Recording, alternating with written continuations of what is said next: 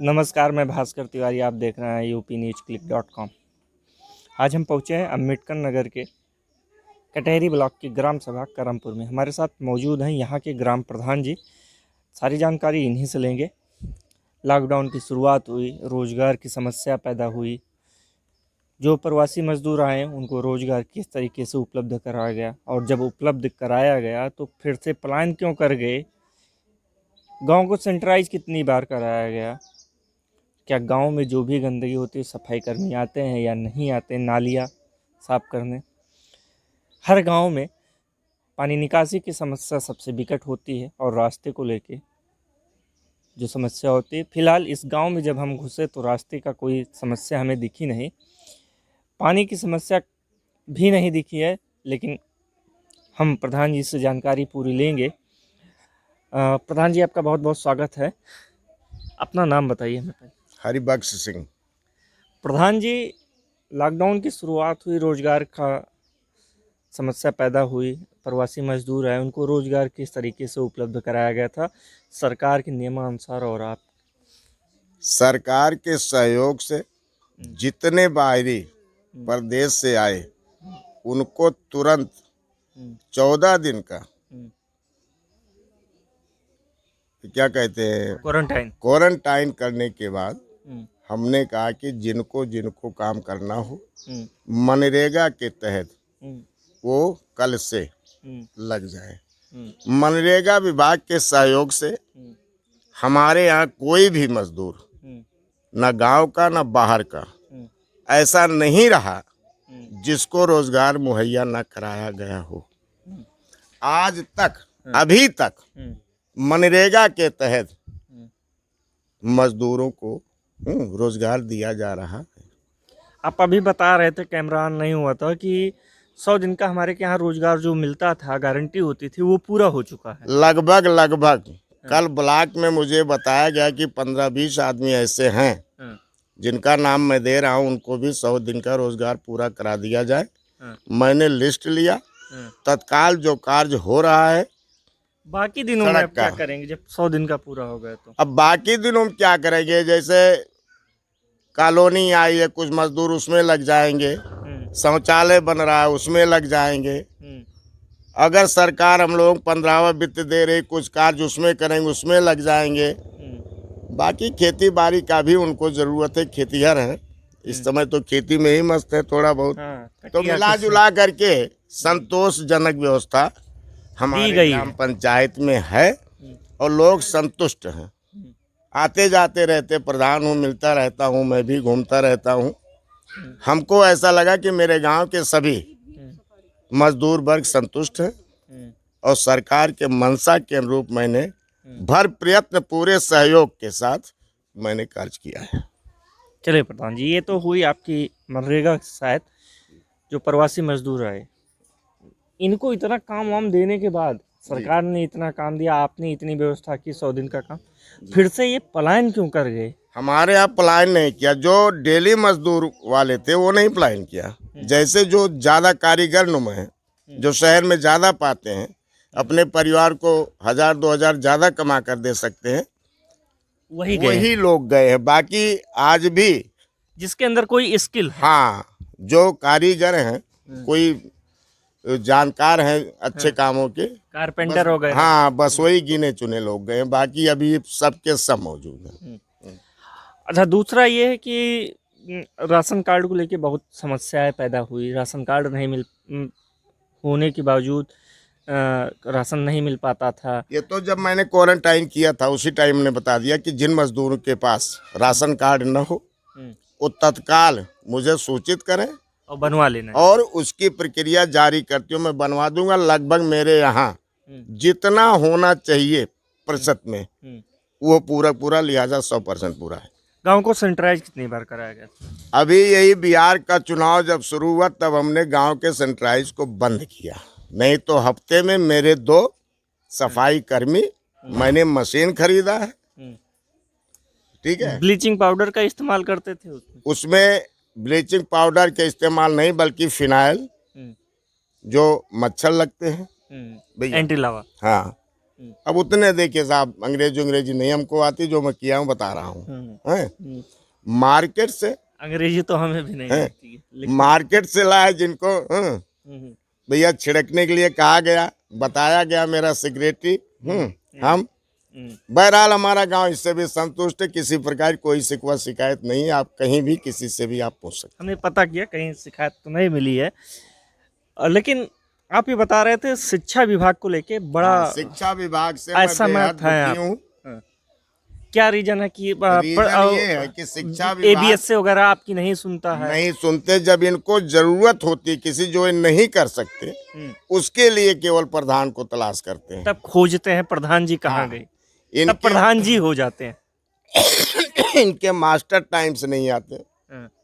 Phone से शिकायत इसकी करो। शिकायत नहीं और की क्या है? लिखित शिकायत किया। हमने कहा इस हेडमास्टर को आप बदल दीजिए, टाइम से नहीं आता, ताला चाबी नहीं देते हैं, मैं रजिस्टर नहीं चेक कर पाता हूँ।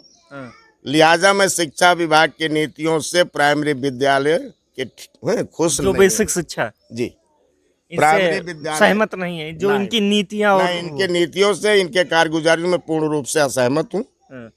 और मैं ये तत्काल लिख कर देने वाला हूँ कि इस विभाग से हमको दूरी प्रधानी का काम खत्म कर दिया जाए जी, क्योंकि यहाँ कुछ अधिकार नहीं है, केवल कर्म है। जो भी प्रधान के अधिकार हैं उससे सब खत्म करके उन्हीं को दे दें। उन्हीं को दे दें। मेरा तो नाम है। अभी महीनों हो गया कि ऑपरेशन करा, हेडमास्टर है, आज तक नहीं आया, ना तो एप्लीकेशन दी। आज मैं बैठा था इस कॉलेज में, स्कूल में। मैंने उनके जूनियर से पूछा कि आपको मिला क्या, कौन है यहाँ का इंचार्ज? कहीं भैया कहने के लिए मैं हूँ, लिखित में कुछ नहीं है। नहीं है। हमने कहा आवेदन है, अगर वो ऑपरेशन कराए हैं तो 3 दिन के बाद उनको एप्लीकेशन या आकर बताना चाहिए। कहीं भी आज तक ना एप्लीकेशन दिया, मेडिकल वगैरह लगाना चाहिए। कुछ नहीं किया, कुछ नहीं किया। घर बैठ गए। फोन से भी मैं BSC को फोन करता हूँ, कुछ नहीं सुनवाई। हाँ प्रधान जी, हाँ प्रधान जी, बस इतने तक। बस आश्वासन दे दिया जाता है, कार्रवाई नहीं होती है। 5 साल पूरे हो गए हैं, लगभग 1 ही महीने का कार्यकाल आपका बचा हुआ है। कौन सी 2 उपलब्धियां रही हैं जो आप जनता के बीच में लेके जाएंगे? 3 मेन होते हैं किसी गांव के विकास और समृद्धशाली होने के। 3 बिंदु होते हैं। नंबर 1, मार्ग की सुविधा। जितना मैंने मुझसे हो सका ज्यादा से ज्यादा हमने इसको लिंक रोड से जोड़ने की कोशिश किया। दूसरा, जल सुविधा। मेरे ग्राम पंचायत में 26-27 नलके हैं। आप निकासी की भी समस्या आती है? कोई ऐसी समस्या है जो थोड़ी बहुत समस्या प्रधान किस लिए होता है, समस्या हल करेगा। पुलिस किस लिए होती है, उनका सहयोग लेगा। और तीसरी, बिजली। मैं उत्तर प्रदेश सरकार को धन्यवाद देता हूँ। हम नहीं, मेरे गांव के ग्राम पंचायत के आरूबाजू लिहाजा सारी जनता विद्युतीकरण हो गया। हाँ, विद्युतीकरण भी हो गया। और जो बिजली आती है उसे सभी लगभग 100% संतुष्ट है। बिजली विभाग से पूरी तरीके से संतुष्ट है। बिजली विभाग क्या एहसान है। मैं उत्तर प्रदेश शासन से संतुष्ट हूँ। शासन तो बहुत आए, तो बिजली विभाग का अगर एहसान होता तो आज ये थोड़े कहने की जरूरत पड़ती कि मैं उत्तर प्रदेश शासन का आभार। ऊर्जा मंत्री से ठीक है, उसी में वो भी आते हैं। हाँ, उत्तर प्रदेश शासन सबसे मेहनत लगन से वही काम कर रहे हैं जी। मैं उनको अलग से धन्यवाद देता हूँ। उनको अलग से धन्यवाद। चलिए ठीक। ये रही, अगली साल अगर जनता, आप चुनाव दोबारा लड़ते हैं और आपको जनता बहुमत देती है तो क्या आगे की योजना रहेगी? सबसे पहले प्राइमरी विद्यालय के शिक्षा के लेके आप दुरुस्त करेंगे। पहली मांग मेरी होगी कि ग्राम पंचायत के स्कूल में ग्राम पंचायत से चुने गए शिक्षा मित्र ना नियुक्त किए जाएं, क्योंकि इनके रहने से शिक्षा कहीं ना कहीं से अवश्य प्रभावित होती है। क्योंकि गांव के प्रधान की कहीं बहू लगती है, कहीं बेटियां लगती हैं, कहीं कुछ लगती हैं। वो दबाव नहीं बना पाता जो दबाव बनाना चाहिए, जिसके कारण बाहर से भी आए हुए शिक्षक उसका फायदा उठाते हैं और शिक्षा में गुणवत्ता की कमी ये कहते हैं कि उनको नहीं बोल रहे, हमें वैसे भी आप अगर बोलते तो सबको बोले। अब ये शिक्षा मित्र गांव के ही हैं, तो पता चला कि 10 बजे आना है तो 11 बजे आ रहे हैं।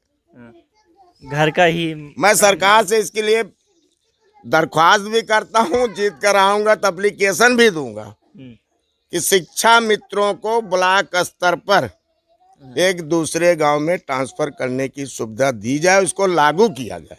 अपने गांव में ये ना रहे, हाँ, अपने गांव में ना अपनी ग्राम सभा के विद्यालयों में इनकी ना नियुक्ति रहे, ना ब्लॉक स्तर में इनका ट्रांसफर हम्म, इनकी अदली बदली होनी चाहिए, हम्म, जिससे शिक्षा सुधरे और बाहर के जो हैं मास्टर नियुक्त किए गए हैं उन पर भी प्रधान या गांव के लोग अपने शिक्षा नीति को दुरुस्त करने के लिए सही दबाव बना सके। चलिए, बहुत बहुत धन्यवाद। ये थे हमारे साथ करमपुर के ग्राम प्रधान जी, जिन्होंने सारी जानकारी दी। 5 साल में इन्होंने जो काम किया, 3 मुद्दों पे लेके काम किया।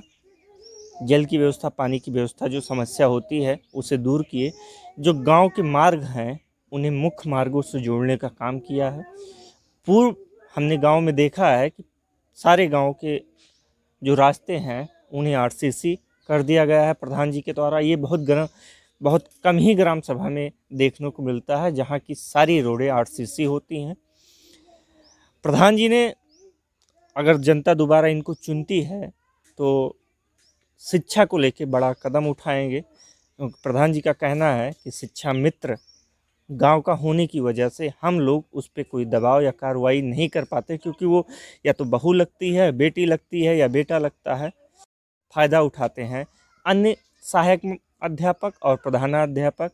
शिक्षा को लेके प्रधान जी के मन में बहुत से सवाल हैं और वो सवाल जो हैं वो जायज़ हैं, क्योंकि सारी समस्याएं जो देखने को बता रहे हैं इन्होंने देखी है, वो हमने भी कहीं ना कहीं देखी है कि ऐसा प्राइमरी स्कूलों में होता है। तो ये थी ग्राम सभा की रिपोर्ट। आगे भी कई ग्राम सभाओं की रिपोर्ट हम दिखाते रहेंगे। धन्यवाद।